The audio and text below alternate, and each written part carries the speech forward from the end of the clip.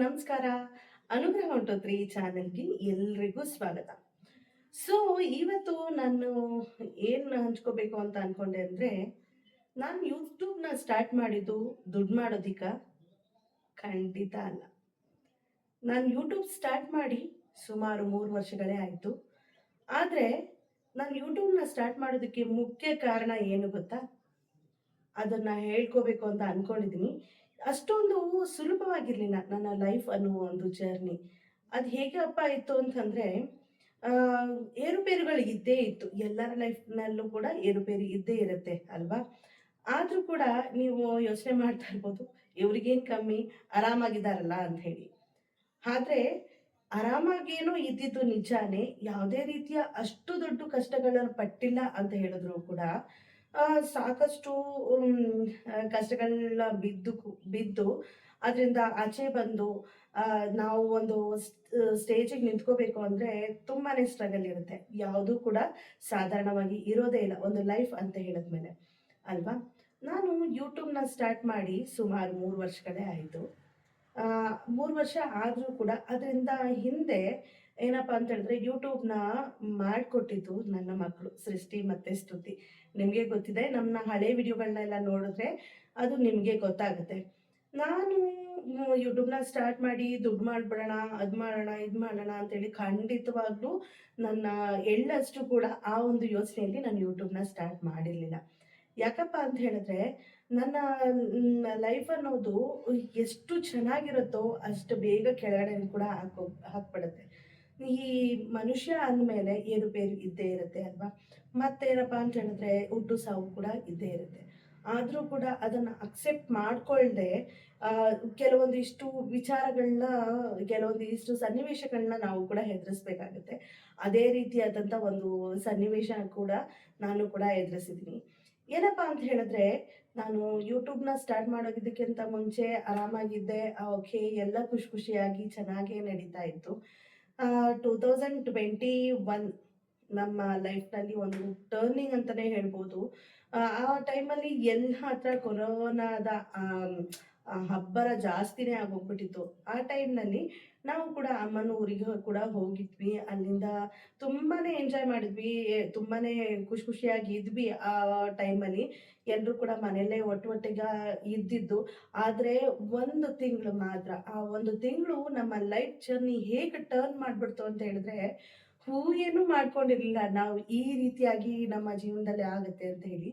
ಅದೇನಪ್ಪಾ ಅಂತ ಹೇಳಿದ್ರೆ, ಅಲ್ಲಿ ಊರಲ್ಲೇ ಇರ್ಬೇಕಾದ್ರೆ ನಮ್ಮತ್ತೆಗೆ ತುಂಬಾನೇ ಜ್ವರ, ಕೆಮ್ಮು ಅಂತ ಹೇಳ್ಬಿಟ್ಟು ಅನ್ಕೊಂಡು ನಾವು ಕೂಡ ಅಲ್ಲಿಂದ ಫೋನ್ ಬರುತ್ತೆ, ಊರಿಂದ ಫೋನ್ ಬರುತ್ತೆ. ಊರಿಂದ ಫೋನ್ ಬಂದ ಕೂಡಲೇ ನಾವು ರಿಟರ್ನ್ ಬ್ಯಾಂಗ್ಳೂರಿಗೆ ಬಂದ್ಬಿಡ್ತೀವಿ.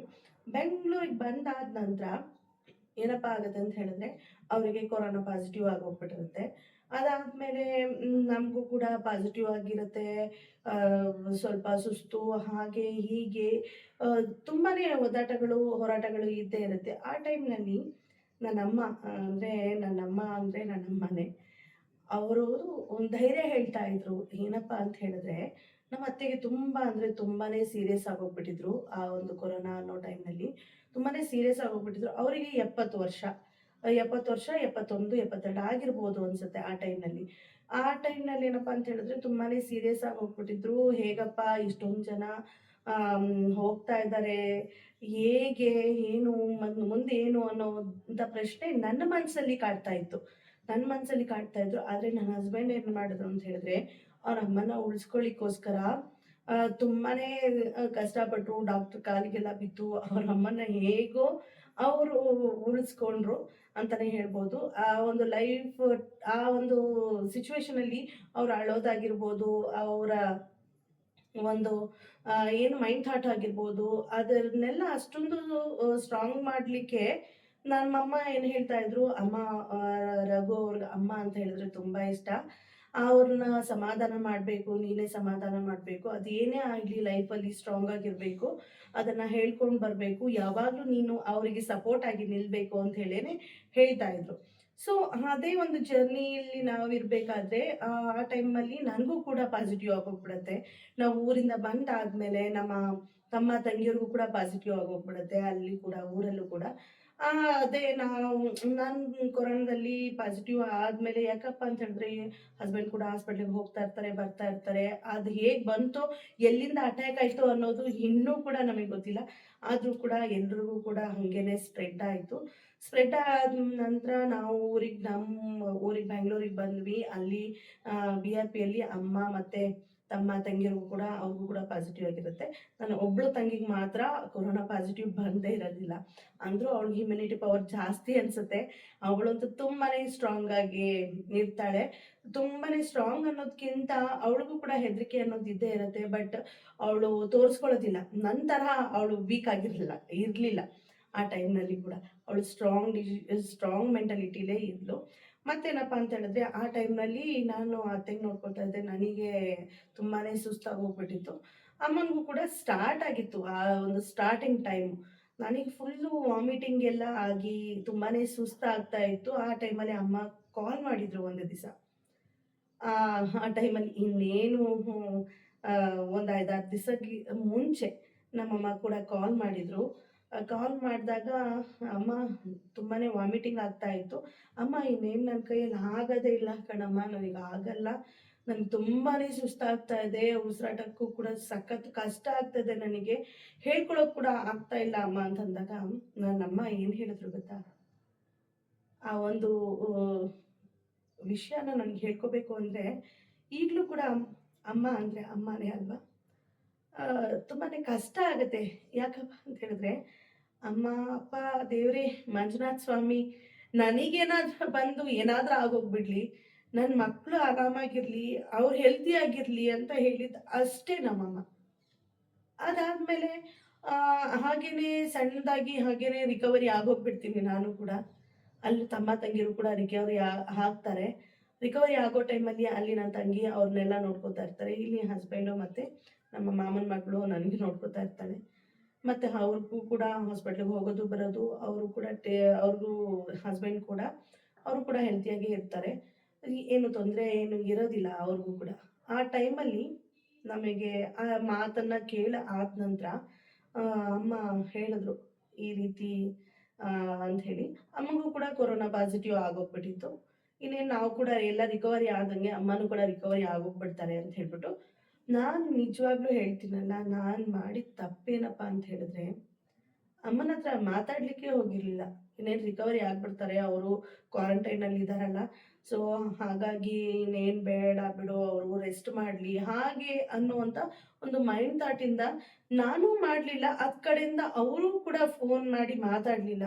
ಆ ಒಂದು ಮಾತಾದ್ಮೇಲೆ ನನಗೆ ಆಗಲಿ ಏನಾದರೂ ನನ್ನ ಮಕ್ಳಿಗೇನು ಆಗಬಾರ್ದು ಅನ್ನೋ ಆ ಒಂದು ವಿಷಯವನ್ನ ಹೇಳ್ಕೊಂಡಾದ್ಮೇಲೆ, ಅದಾದ್ಮೇಲೆ ಒಂದೆರಡು ಸರಿ ಮಾಡಿದ್ರೇನೋ ಅಷ್ಟೊಂದು ನೆನಪಿಲ್ಲ ನನಗೆ.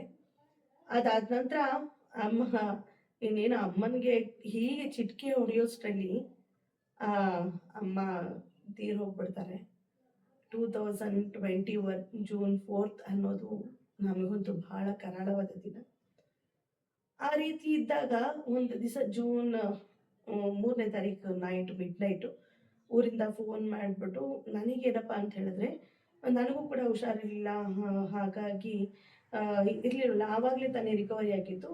ಇನ್ನೇನು ಅವ್ರ ಹಸ್ಬೆಂಡ್‌ಗೆ ಫೋನ್ ಮಾಡಿದಾಗ ಒಂದು ವಿಷಯನ ನನಗೆ ಅಲ್ಲೇ ಸ್ವಲ್ಪವಾಗಿ ಅಮ್ಮಂಗೆ ಈ ರೀತಿ ಆಗ್ತಾ ಇದೆ, ಆ ರೀತಿ ಆಗ್ತಾ ಇದೆ, ಇನ್ನೇನು ಈ stage first level, second level ಅಂತ ಹೇಳಿ ನನಗೆ ಮುಂಚೆನೇ ಗೊತ್ತಾಗಿದ್ದಿದ್ರೆ ನನ್ನ ಥರ ಸ್ಟ್ರಾಂಗ್ ಆಗಿರ್ತಿದ್ನೇನೋ ಅದು ಗೊತ್ತಿಲ್ಲ.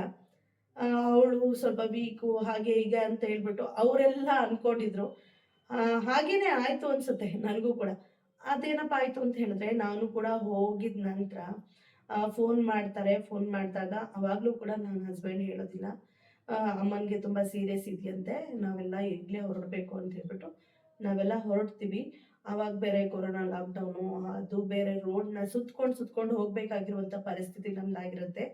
ತುಂಬಾನೇ ಲೇಟಾಗಿ ಹೋಗ್ಬಿಡುತ್ತೆ. ಅಲ್ಲಿ ಒಂದು ಪ್ರೊಸೀಜರ್ ಎಲ್ಲ ನಮ್ಮ ತಂಗಿ, ತಮ್ಮ ನಿಂತ್ಕೊಂಡು ಅವ್ರು ಮಾಡ್ತಾ ಇರ್ತಾರೆ. ಅಷ್ಟರಲ್ಲಿ ಮಧ್ಯದಾರ್ಧದಲ್ಲಿ ತಿಂಡಿ ತಿನ್ನಕ್ಕೆ ಅಂತ ಹೇಳಿ ನಿಲ್ಲಿಸ್ತಾರೆ ನಮ್ಮ ಹಸ್ಬೆಂಡು. ಆ ಟೈಮಲ್ಲಿ ಊಟನೂ ಸೇರ್ತಾ ಇರಲಿಲ್ಲ. ಏನೋ ಒಂಥರ ಹೊಟ್ಟೆಲೆಲ್ಲ ಸಂಕಟ ಆಗ್ತಾ ಇತ್ತು. ನಮ್ಮಮ್ಮ ಓಕೆ ಇದ್ದಾರಾ ಅಂತ ಹೇಳ್ಬಿಟ್ಟು ಒಂಥರ ಭಯ ಕೂಡ ಇರ್ತಿತ್ತು. ಏನಾಗಿರ್ಬೋದು? ಇಷ್ಟೊಂದು ಸರಿ ಫೋನ್ ಮಾಡ್ತಾ ಇದಾರಲ್ಲ, ಇವ್ರು ಏನು ಹೇಳ್ತಾ ಇಲ್ವಲ್ಲ ನಿಮ್ಮ ಅಮ್ಮಂಗೆ ಸೀರಿಯಸ್ ಆಗಿದೆಯಂತೆ. ಹಾಗೇನೇ ಕಾನ್ವರ್ಸೇಷನ್ ಮಾಡ್ಕೊಂಡು ನಾವು ಕಾರಲ್ಲಿ ಹೋದ್ವಿ. ಹೋದ ನಂತರ ನನಗೆ ಅಲ್ಲಿ ತಿಂಡಿ ತಿನ್ನಕ್ಕೆ ಅಂತೆಲ್ಲ ನಿಲ್ಸಿದ್ರು. ಫೋನ್ ಕೂಡ ಹಸ್ಬೆಂಡ್ ನನ್ನ ಕೈಗೆ ಕೊಟ್ಟಿಲ್ಲ. ಕಾರಲ್ಲೇ ಇತ್ತಲ್ಲ ಅಂತೇಳಿ ಫೋನ್ ತಗೊಂಡು ಸ್ಟೇಟಸ್ ನೋಡ್ತೀನಿ. ಅವಾಗ ನನಗೊಂದು ಆಗಿತ್ತು. ಆ ಒಂದು ಶಾಕ್‌ನಿಂದ ನನಗೆ ನಿಜವಾಗ್ಲೂ ತುಂಬಾನೇ ಕಷ್ಟ ಆಯ್ತು. ಯಾರೋ ಒಬ್ರು ಗೊತ್ತಿರೋ ರಿಲೇಷನ್ನು RIP ಮಂಜುಳಮ್ಮ ಅಂತ ಹೇಳ್ಬಿಟ್ಟು ಹಾಕಿರ್ತಾರೆ. ಅದನ್ನ ಅಕ್ಸೆಪ್ಟ್ ಮಾಡ್ಕೊಳ್ಳೋಕೆ ಅಷ್ಟು ಬೇಗ ನನಗೆ ಆಗಿರ್ಲಿಲ್ಲ. ಆ ಒಂದು ಸಂದರ್ಭನ ನಾನು ಹೇಗೆ ಫೇಸ್ ಮಾಡಿದ್ದೀನಿ ಅನ್ನೋದು ನನಗೆ ಗೊತ್ತು. ಅದಾದ್ಮೇಲೆ ಇದು ಏನು ಸತ್ಯನೋ, ನಿಜಾನೋ ಅಂತ ಹೇಳಿ ಕೇಳೋಕ್ ಕೂಡ ಬಾಯಿ ಬರ್ತಾ ಇಲ್ಲ. ಇದು ಅಕ್ಸೆಪ್ಟ್ ಮಾಡ್ಕೋಬೇಕು ಅಂತನೂ ಆಗ್ತಾ ಇಲ್ಲ. ಆಗ ಪ್ರಜ್ಞೆ ತಪ್ಪತ್ತೆ. ಆಗ ಪ್ರಜ್ಞೆ ತಪ್ಪಿದ್ದೇ ಸರಿ. ಅದಾದ್ಮೇಲೆ ಊರಿಗೆ ಹೋಗ್ತೀವಿ. ಅಲ್ಲೆಲ್ಲ ಕಾರ್ಯಗಳನ್ನೆಲ್ಲ ಮುಗಿಸ್ತೀವಿ. ಅದಾದ್ಮೇಲೆ ಡೈಲಿ ಏನಾಗುತ್ತೆ ಅಂತ ಹೇಳಿದ್ರೆ, ಮಧ್ಯಾಹ್ನ 1 ಗಂಟೆ ಅಂದ್ರೆ ಅಮ್ಮನ್ಗೆ ಫೋನ್ ಮಾಡ್ಬೇಕು, ಅಮ್ಮನ ಜೊತೆ ಮಾತಾಡ್ಬೇಕು ಅಂತ ಹೇಳಿ ಯಾವಾಗ್ಲೂ ಕೂಡ ನಂದೊಂದು ಟೈಮ್ ಟೇಬಲ್ ತರ 1 ರಿಂದ 2 ಗಂಟೆ ಅಮ್ಮನ ಹತ್ರ ಮಾತಾಡುವಂತ ಟೈಮ್. ಆ ಟೈಮಲ್ಲಿ ಆಫೀಸಿಂದ ಅವ್ರು ಮನೆಗೆ ಬರ್ತಾ ಇರ್ತಾರೆ, ಅವರು ಫ್ರೀ ಇರ್ತಾರೆ ಅಂತ ಹೇಳಿ ಆ ಟೈಮ್‌ನಲ್ಲಿ ನಾನು ಫೋನಲ್ಲಿ ಮಾತಾಡ್ತಾ ಇದ್ದೆ. ಆ ಟೈಮ್ ನಂದಾಗಿರ್ತಿತ್ತು. ಅದಾದ್ಮೇಲಂತೂ ಅಕ್ಸೆಪ್ಟ್ ಮಾಡ್ಕೊಳ್ಳೋದಕ್ಕೆ ಎಷ್ಟು ಕಷ್ಟ ಆಯ್ತು ಅಂತ ಹೇಳಿದ್ರೆ, ಇನ್ನ ನಾನು ಮಾತಾಡ್ಲಿಲ್ಲ ಯಾಕೆ? 108 ಪ್ರಶ್ನೆಗಳು ನನ್ನ ಮನಸ್ಸಲ್ಲಿ. ಆವಾಗ ಆ ಸಮಾಧಾನ ಅನ್ನೋದ್ಕಿಂತ ಇನ್ನ ಜಾಸ್ತಿ ಈ ಜನರೆಲ್ಲ ಏನಪ್ಪಾ ಅಂತ ಹೇಳಿದ್ರೆ, ಜನ ಇರ್ತಾರಲ್ಲ, ರಿಲೇಷನ್‌ಗಳಾಗಿರ್ಬೋದು ಅಥವಾ ಅಕ್ಕಪಕ್ಕದ ಮನೆಯವರಾಗಿರ್ಬೋದು, ಎಲ್ರೂ ಕೂಡ ಆ ಒಂದು ಸಿಚುವೇಶನ್‌ನ ಹೇಗೆ ಹ್ಯಾಂಡಲ್ ಮಾಡ್ಬೇಕು ಅನ್ನೋದು ನಮಗೆ ಅಷ್ಟೊಂದು ಗೊತ್ತಿರೋದಿಲ್ಲ. ಆ ಟೈಮಲ್ಲಿ ಇನ್ನೂ ಒಂದಿಷ್ಟು ಚುಚ್ಚು ಮಾತುಗಳಾಗಿರ್ಬೋದು, ಇನ್ನೂ ಇಷ್ಟು ಗಾಸಿಪ್‌ಗಳಾಗಿರ್ಬೋದು, ಅದೆಲ್ಲ ಫೇಸ್ ಮಾಡುವಂಥದ್ದು ತುಂಬಾನೇ ಕಷ್ಟ. ಆ ಟೈಮಲ್ಲಿ ಹೇಗಾಗಿರುತ್ತೆ ಅಂತ ಹೇಳಿದ್ರೆ, ನನ್ನ ಮೈಂಡಿಗೆ ನಿಜವಾಗ್ಲೂ ಹೇಳ್ತೀನಿ, ನಾನು ಅಮ್ಮ ತೀರ್ ಹೋಗಿ 1 ವರ್ಷ ತನಕ ನೈಟಲ್ಲಿ ನಿದ್ದೆನೇ ಮಾಡಿಲ್ಲ. ನಿದ್ದೆ ಮಾಡ್ದಂಗೆ, ನಿದ್ದೆ ಬರ್ದಂಗೆ ಅಂದ್ರೆ ಮೈಂಡೆಲ್ಲ ತುಂಬಾನೇ ಹದ್ಗೆಟ್ ಹೋಗಿತ್ತು ಅಂತಾನೆ ಹೇಳ್ಬೋದು. ಡಿಪ್ರೆಷನ್ ಟ್ಯಾಬ್ಲೆಟ್ಸ್ ಆಗಿರ್ಬೋದು, ಸೈಕಿಯಾಟ್ರಿಸ್ಟ್ ಹತ್ರ ಹೋಗೋದಾಗಿರ್ಬೋದು, ಈ ರೀತಿ ಎಲ್ಲ ಟ್ರೀಟ್ಮೆಂಟ್ ಎಲ್ಲ ತಗೊಂಡೆ. ಅದಾದ್ಮೇಲೆ ಸಣ್ಣದಾಗಿ ಟ್ಯಾಬ್ಲೆಟ್ ತಗೊಂಡ್ರೆ ನಿದ್ದೆ ಬರುವಂಥದ್ದು, ಈ ರೀತಿ ಎಲ್ಲ ಆಗ್ತಾ ಇತ್ತು. ಆ ಒಂದು ಸಿಚುವೇಶನ್ ಎಲ್ಲ ಮುಗಿಸ್ಕೊಂಡು ಅದಾದ್ಮೇಲೆ ನನ್ನ ಮಗಳೇ ಹೇಳಿದ್ದು, ನನ್ನ ಮಗಳು ಸೃಷ್ಟಿ, ಅವಳೇ ಹೇಳಿದ್ದು, ಮಮ್ಮಿ ನೀವು ಯಾಕೆ ಯೂಟ್ಯೂಬ್ ಮಾಡ್ಕೊಂಡು ಹೋಗಿ ವಿಡಿಯೋಸ್ ಮಾಡಿ ಅದನ್ನ ಎಡಿಟ್ ಮಾಡಿ, ಆವಾಗ ನಿಮಗೆ ಈ ಮೈಂಡ್ ಎಲ್ಲ ಹೊರಟೋಗುತ್ತೆ, ಸ್ವಲ್ಪ ಸ್ವಲ್ಪ ನೀವು ರಿಕವರಿ ಆಗ್ತೀರಾ ಅಂತ ಹೇಳಿ ಆವಾಗ ನನ್ನ ಮಗಳೇ ಹೇಳಿದ್ದು. ಮಗಳು ಹೇಳಿದ್ಮೇಲೆ ಅವಳೇ ನನಗೆ ನಿಜವಾಗ್ಲೂ ಅದು ಎಡಿಟ್ ಮಾಡೋದು ಹೇಗೆ, ಯೂಟ್ಯೂಬಲ್ಲಿ ಅಪ್ಲೋಡ್ ಮಾಡೋದು ಹೇಗೆ, ಇದನ್ನೆಲ್ಲ ಅವಳು ತುಂಬಾನೇ ಚಿಕ್ಕವಳು. ಅವಳು ಕೂಡ ಒಂದು 7ನೇ ಕ್ಲಾಸ್ ಅವಳು. ಆ ಟೈಮಲ್ಲಿ ಅವಳೇ ನನಗೆ ಟೀಚ್ ಮಾಡಿ ಹೇಳ್ಕೊಟ್ಟಿದ್ದು. ನನ್ನ ಸ್ತುತಿ ಕೂಡ ಹಾಗೇನೆ, ಮಮ್ಮಿ ಯಾರ್ದು ಫೋನ್ ಎತ್ಲಿಕ್ಕೆ ಹೋಗ್ಬೇಡ, ಯಾವ ರಿಲೇಷನು ಬೇಡ, ಏನೂ ಬೇಡ, ನೀನು ಹೇಗಿದ್ಯೋ ಹಾಗಿದ್ಬಿಡು, ಆರಾಮಾಗಿರು, ನೀನು ಜಾಸ್ತಿ ಯೋಚನೆ ಮಾಡಕ್ಕೆ ಹೋಗ್ಬೇಡ, ನೀವು ನನಗೆ ಬೇಕು ಮಮ್ಮಿ, ನಿಮಗೆ ನಿಮ್ಮಮ್ಮ ಹೇಗೆ ಬೇಕೋ ಅದೇ ರೀತಿ ನನಗೆ ನೀವು ಕೂಡ ಬೇಕು ಮಮ್ಮಿ, ಹಾಗಾಗಿ ನೀವು ಹೆಲ್ತಿಯಾಗಿರಬೇಕು, ಚೆನ್ನಾಗಿರಬೇಕು ಅಂತ ಹೇಳಿ ನಾನು ಆ ಒಂದು ವಿಷಯನ ಮರೆಯೋದಕ್ಕೋಸ್ಕರನೇ ನಾನು ಯೂಟ್ಯೂಬ್ ಸ್ಟಾರ್ಟ್ ಮಾಡಿದ್ದು. ನೋಡಿದ್ರಲ್ಲ, ಕ್ಲಿಯಾರಿಟಿ ಸಿಗ್ತಾ ನಿಮಗೆ ಯೂಟ್ಯೂಬ್ ಸ್ಟಾರ್ಟ್ ಯಾಕೆ ಮಾಡಿದೆ ಅಂತ ಹೇಳಿ. ಈ ಒಂದು ವಿಷಯನ ನಾನು ಅಷ್ಟೊಂದು ಬೇಗ ಮರೆಯೋದಕ್ಕಂತೂ ಆಗಿರ್ಲಿಲ್ಲ. ಅದಾಗಿ 1-2 ವರ್ಷ ಅನ್ಸುತ್ತೆ. 1-2 ವರ್ಷ ಆಗೋ ತನಕನೂ 2021, 22 ಕಂಪ್ಲೀಟ್ ಆಗೋ ತನಕನೂ, 22, 23 ತನಕನೂ ನಾನು ಯಾವುದೇ ಒಂದು ವಿಡಿಯೋಸ್ಗಳೆಲ್ಲ ಮಾಡ್ತಾ ಇರಲಿಲ್ಲ. ಅದಾದ್ಮೇಲೆ ಸಣ್ಣದಾಗಿ ವಿಡಿಯೋಸ್ನ ಮಾಡ್ತಾ ಆ ಒಂದು ಮೈಂಡ್ ಮಧ್ಯಾಹ್ನ ಅನ್ನೋದು ಆ ಒಂದು 1 ರಿಂದ 2 ಗಂಟೆ ಆ ಒಂದು ಸಮಯದಲ್ಲಿ ಎಡಿಟಿಂಗ್ ಮಾಡೋದು, ಈ ಕೆಲಸಗಳನ್ನ ಮಾಡ್ತಾ ಈ ಒಂದು ಸಿಚುವೇಶನಿಂದ ನಾನು ಕೂಡ ಆಚೆ ಬಂದೆ. ಹಾಗಾಗಿ ನಾನು ಒಂದು ಯೂಟ್ಯೂಬ್ನ ಸ್ಟಾರ್ಟ್ ಮಾಡಿದ್ದು. ನೋಡಿದ್ರಲ್ಲ, ನಾನು ಯಾಕೆ ಯೂಟ್ಯೂಬ್ನ ಸ್ಟಾರ್ಟ್ ಮಾಡಿದೆ? ದುಡ್ಡು ಮಾಡೋದಕ್ಕೆ? ಖಂಡಿತ ಅಲ್ಲ. ನನ್ನ ಮನಸ್ಸಿನ ಸಮಾಧಾನಕ್ಕೋಸ್ಕರ, ನನ್ನ ಒಂದು ರಿಲ್ಯಾಕ್ಸೇಷನ್ಗೋಸ್ಕರ, ನನ್ನ ಒಂದು ಆರೋಗ್ಯದ ದೃಷ್ಟಿಯಿಂದ ನಾನು ಯೂಟ್ಯೂಬ್ ಸ್ಟಾರ್ಟ್ ಮಾಡಿದ್ದಂಥದ್ದು. ನೋಡಿದ್ರಲ್ಲ, ಈ ವಿಡಿಯೋ ನಿಮಗೂ ಕೂಡ ಇಷ್ಟ ಆಗಿರುತ್ತೆ ಅಂದ್ಕೊಂಡಿದ್ದೀನಿ. ಇಷ್ಟ ಆಗಿದ್ರೆ ದಯವಿಟ್ಟು ಒಂದು ಲೈಕ್, ಶೇರ್, ಕಾಮೆಂಟ್ ಹಾಗೂ ಸಬ್ಸ್ಕ್ರೈಬ್ ಮಾಡೋದನ್ನು ಮರಿಬೇಡಿ. Thank you for watching. Bye.